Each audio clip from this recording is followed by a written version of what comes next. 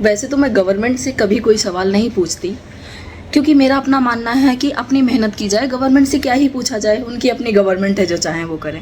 पर आज बहुत मन कर रहा है पूछने का कि जब नेट का एग्ज़ाम ऑनलाइन हो रहा था, फिर आपने ऑफलाइन कन्वर्ट कराया, गवर्नमेंट एंटी एजेंसी जो भी है सब मिक्सअप चलता रह रहा है, तो ऑफलाइन कन्वर्ट कराया।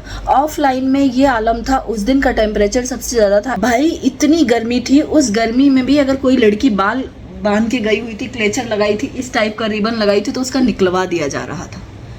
उसे हाथ में, कान में वो कुछ नहीं पहन सकती, हाथ की वॉच नहीं पहन सकती, मतलब एनालॉग वॉच भी नहीं पहन सकती, डिजिटल की वॉच छोड़ो, कुछ भी नहीं पहन सकती थी वो। ठीक है, इतनी गर्मी में कुछ लड़कियां बाल खोल करके बैठी थी और एग्ज़ाम दे रही थी। एक दो को चक्कर भी आ रहा था, पानी वानी की कोई व्यवस्था नहीं थी, खैर छोड़ो, फिर भी मैं उस पर सवाल नहीं कर रही कि भाई एनटीए का क्या मैनेजमेंट है। और उसके बाद इतनी गर्मी झेल करके इंसान एग्ज़ाम दे के आया, शाम को सूचना मिल रही है कि नेट का एग्ज़ाम कैंसिल। कब तक आपके पेपर लीक होते रहेंगे?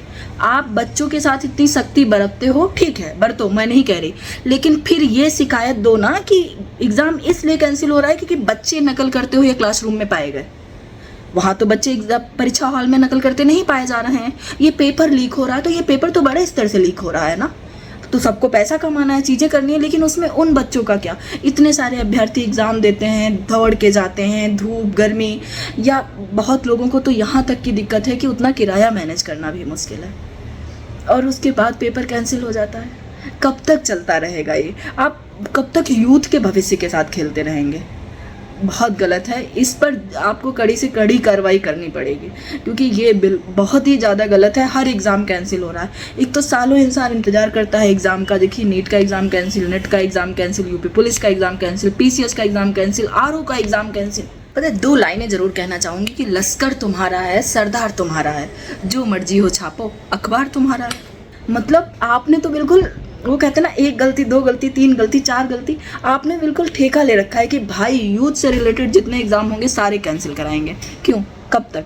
और ये तो नियम ही रहा है कि हमेशा ही भूख जो है वो मदारी को लगती है, लेकिन नाचता तो बंदर है। तो ठीक है, आपकी भूख के लिए यूथ पूरा नाच रहा है, इस एग्ज़ाम तो उस एग्ज़ाम तो उस एग्ज़ाम, नचाइए।